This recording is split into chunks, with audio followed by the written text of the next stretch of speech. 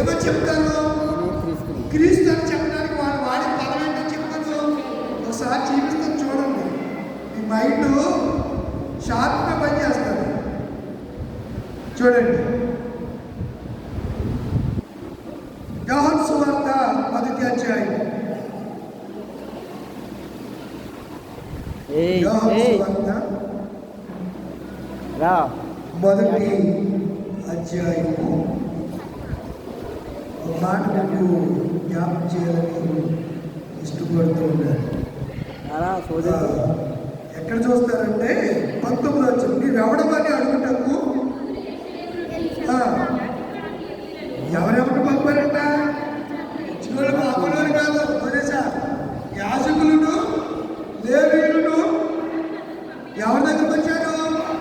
యోహాను గారు. ఏ యోహాను గారు? అయినా ఈ సువార్త రాసిన యోహాను గారు కాదు. బాప్తిస్మం ఇచ్చు యోహాను దగ్గరికి పంపబడినప్పుడు అతను ఇచ్చిన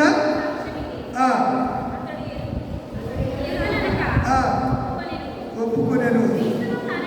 కిందే ఉంది 3 అని అంకేసి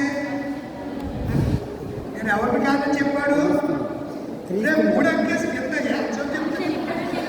అంటే నేను క్రీస్తుడు కాదని చెప్పాడు. ఎవరైనా వచ్చి నేను అభిషక్తుడని చెప్తుంటే వాళ్ళు ఎవరు? క్రీస్తు అని చెప్తుంటున్నారు. అంటే వాళ్ళు ఏం చేస్తున్నారు? మిమ్మల్ని మోసం చేస్తారు. అర్థమైపోయిందా? ఇప్పేమా? అదేంటి బైబిల్ ఇప్పేది చెప్పేది కదా. అర్థమైందా మీకు? ఎంతమందికి అర్థమైంది చెప్పండి. అర్థమైంది చేతులు వెళ్తుంది. అర్థమైందా? మీకేం అర్థం? మీరు అలాగే ఉండండి, మంచిది. క్రీస్తుడు కాదని ఒప్పుకునేను కాగా వాళ్ళు మరి క్రీస్తువు కాదు కదా, మరి ఇక్కడ నువ్వెవడవో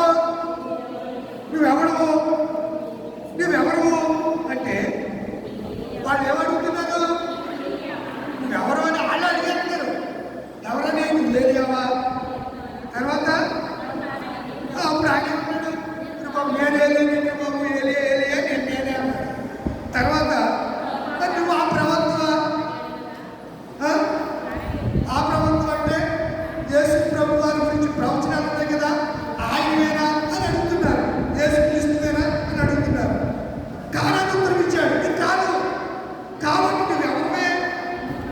పప్పును ఎడవల్ని కొంతమంది ఎవరు పంపారు అక్కడి నుంచి. పప్పుదే వాళ్ళు అంటున్నారు, అమ్మా మేము చెప్పాలి కదా, నువ్వెవరో తెలుసుకురమ్మని మమ్మల్ని పంపించారు. ఎక్కడ పంపించారు? యూదా అరణ్యంలోకి పంపించారు. మేము నువ్వు ఉన్న చోటుకు వచ్చావు. ఇక్కడేమో నువ్వు సువార్త చేస్తున్నావు. నువ్వెవరో మాకు తెలియట్లేదు. వాళ్ళు కన్ఫ్యూజ్లో ఉన్నారు. కన్ఫ్యూజ్లో ఏదైతే మాట్లాడేస్తున్నారు. ఏదో డైలాగ్ ఉందంట, కన్ఫ్యూజన్ అంటే ఎక్కువ కొట్టేస్తాడంట. కన్ఫ్యూజ్లో ఎక్కువ కొట్టేస్తాడంట. అలా ఉన్నారు వీళ్ళు. మీరు కన్ఫ్యూజ్లో ఉన్నావు, ఏం చెప్పాలని అడుగుతుంటే నువ్వెవరు మమ్మల్ని పంపిన వారు ముగ్గురు వీళ్ళు కనలేదు కనుక నిన్ను గురించి నువ్వేమి చెప్పుకుంటున్నావు అని అడిగి అందుకన్నాడు నేను ప్రవర్తన రాము అని చెప్పి ఏమంటున్నాడు చూడండి అని చెప్పి నేను ఆయన చెప్పుల వారిని కూడా చెప్పడానికి కాదంటే ఈ రోజుల్లో అభిషక్తులను చెప్పనుకునే వాళ్ళు నిలబడి చెప్తున్నటువంటి మాటలు ప్రసంగాలు చెప్పట్లేదండి. వాళ్ళ గురించి వాళ్ళు చెప్పుకుంటున్నారు. ఇదే అంత్యక్రీస్తు పాలన. మీరు ఏదో డైరెక్ట్గా సిరియా నుంచో ఇరాక్ నుంచో లేకపోతే మొదటిదాకా ట్రంప్ వాళ్ళు నుండి అన్నారు వీడు అంత్యక్రీస్తు అని. అంత్యక్రీస్తులు ఎక్కడి నుంచి బయలుపెడతారంట? చూడండి, యోహాను రాసిన పత్రిక 4వ అధ్యాయం అనుకుంటా. ప్రియులారా 4వ అధ్యాయం 1వ వచనం నుంచి మన అంశము దేని మీద ఎంత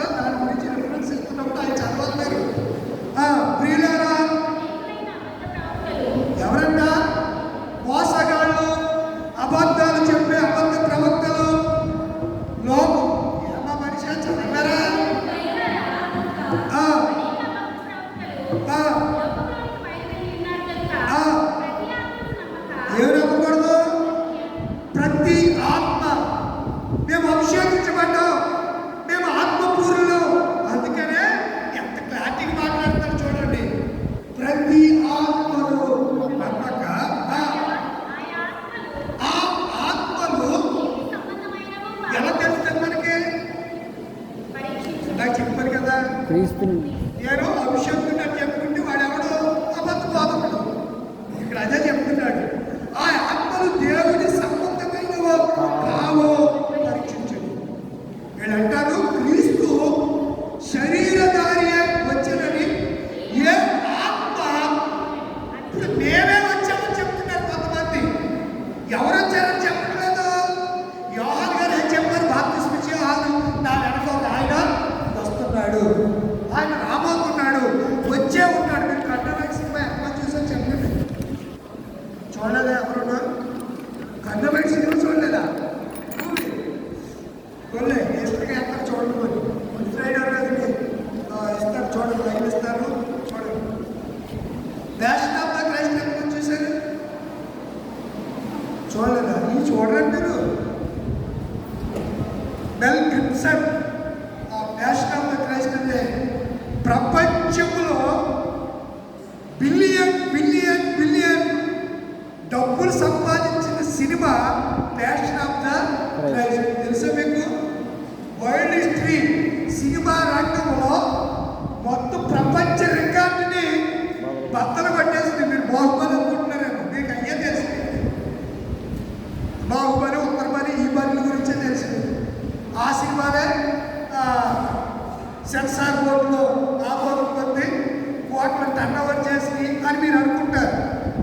ప్యాషన్ ఆఫ్ క్రీస్తు యొక్క చరిత్రను మెల్ గిబ్సన్ ఒక ఆయన తీశాడు. కేవలం 3 hours ఉండే ఆ మూవీ అది. ఆయన చచ్చిపోవాలని హోటల్లోకి వెళ్ళాడు. హోటల్లో చనిపోవడానికి రాత్రంతా ఫుల్గా తాగి చనిపోవడానికి అన్ని పాయిజన్ అన్ని రెడీ చేస్తున్నాడు. ఎందుకో హోటల్లో సరుకు తీశాడు. ఒక పచ్చట్ల బైబిల్ కొత్త నిబంధన దొరికింది. దాన్ని తీసి చదవడం ప్రారంభించాడు. యోహాను సువార్త మార్పు చెందాడు. Passion of the Christ cinema తీశాడు. ఆ సినిమా హీరోని జాకెట్ వేసి పడుతుంటే సడన్గా కవచం డామేజ్ అయింది. దానికి ఉన్నటువంటి సీసం గుళ్ళు వాడికి తగిలితే 4 రోజులు 18 గుట్లు పడ్డాయి ఒక్క దెబ్బకి. ఇది హిస్టరీ అంటే గుట్టిది కాదు. 18 గుట్లు పడ్డాయి 4 రోజులు. అప్పుడు అతను కూడా హీరో పేరు మర్చిపోయాను నేను. హీరో కూడా మార్పు పొందేశాడు. తర్వాత ఇరువురు కూడా అమెరికా దేశంలో యూరప్ కంట్రీలో గొప్ప సువార్త చేసి ప్రభు కొరకు అనేక ఆత్మలను సంపాదించారు. క్రీస్తు శరీరధారి వచ్చిన ఏ ఆత్మ ఒప్పుకొనునో అది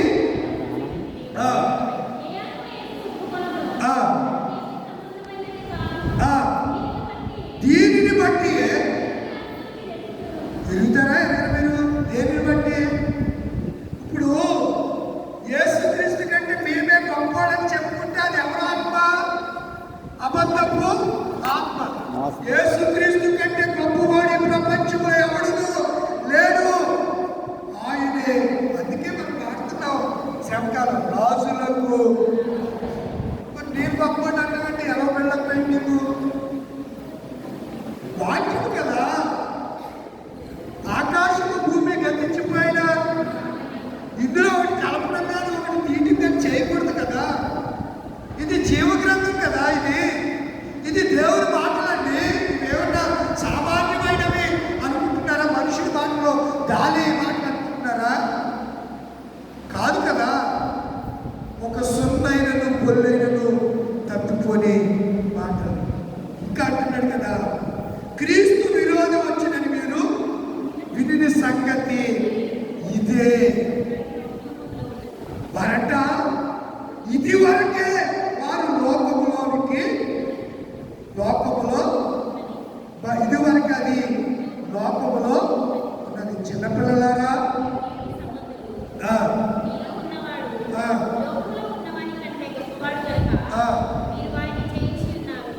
ఎవరు చేయించారు? మీరు చేయించలేకపోతున్నారంటే మీరు ఎవరు లేదు, క్రీస్తు ఆత్మ. అందుకే ఆయన క్రీస్తు ఆత్మ లేని వాడు నా వాడు ఇంకేం కావాలి మీకు క్లారిటీ? సరే, పాఠంలోనికి మన అంశం ఏంటి? మోసం.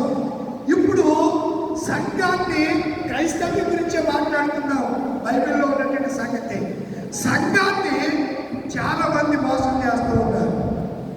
నేను మార్మల్స్ పొందిన దినాల్లో ఒకసారి జాన్మస్ తాతయ్య గారు కూడా ఆయన పాములపర్రు ఇంటి దగ్గర పాములపర్రు ఆయన సొంతూరు. ఎవరు? పాములపర్రు. ఆయనకి పిల్లలు లేరు. ఇప్పుడు ఆయనే ట్రినిటీ లూథరన్ చర్చిలో అసలు ఏఎల్సీ ప్రెసిడెంట్ అవ్వాల్సిన ఆయనే పరమేశ్వరం ఎక్కేసాడు. అదేదో జరిగిపోయిందిలే. ఈరోజు రీసెంట్గా ఏఎల్సీలో మన సంఘానికి సంబంధించినటువంటి పిడకాల అంటే ఇక్కడి నుంచి వెళ్ళిన మూలలు కలిగిన పిడకాల డేవిడ్ ఇమానియల్ పాస్టర్ గారికి కురియన్ జోసెఫ్ గారు పదవి ఇచ్చారు.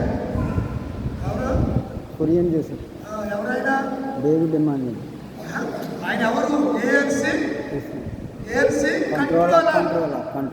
కురియన్ జోసెఫ్ గారు ఎవరు? కంట్రోలర్. ఏ వ్యవస్థ అయితే అస్తవ్యస్తమైంది దాన్ని కంట్రోలర్ తీసుకొచ్చి ఒక కంట్రోలర్గా దేవుడే సుప్రీంకోర్టు ద్వారా లూథరన్ సంఘంలో వారిని నియమించారు. అందులో ఆయన ఇంకా ఇద్దరు ఉన్నారు. జేసురత్న కుమారు, జేసు దాస్ కుమార్ అనే ఇద్దరు జడ్జి. ముగ్గురు జడ్జీలే. ఒక ఆయన సుప్రీంకోర్టు జడ్జి అయితే మిగతా ఇద్దరు హైకోర్టులో జడ్జీలుగా ముగ్గురు రిటైర్డ్ అయిపోయిన వాళ్ళే. మీకు తెలీదు, మీరు ఏదనుకుంటారు. ఏఎల్సీలో సీమ చిక్కుకుంటే నాకు ఫోన్ వస్తారు.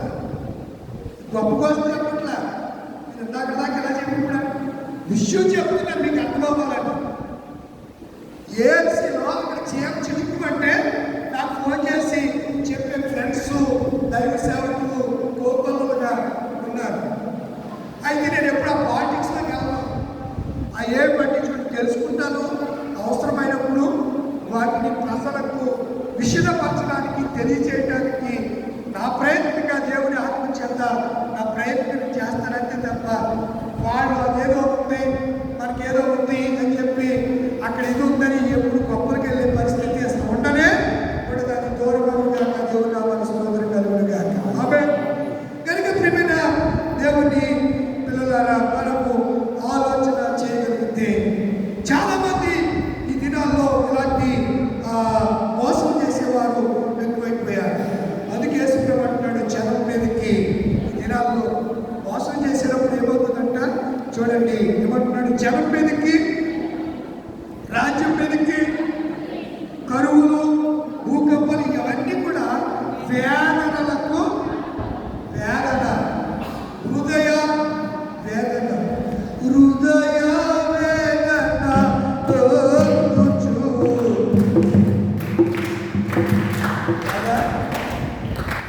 హృదయ వేదన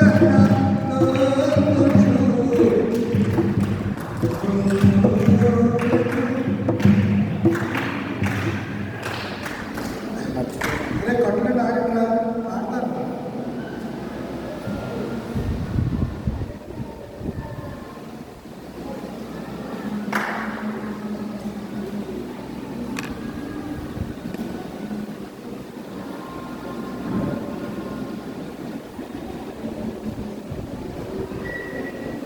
కరుణా కరుణా పీఠము ఇండెక్స్లో కరుణా పీఠము చేరరే కృప శరణాస్త. ఏమి మాసనబడిగా రాసిన కీర్తన 378. ఇలాగే ఆ శరణం నేనే పాడి వినిపిస్తాను. 378. కరుణా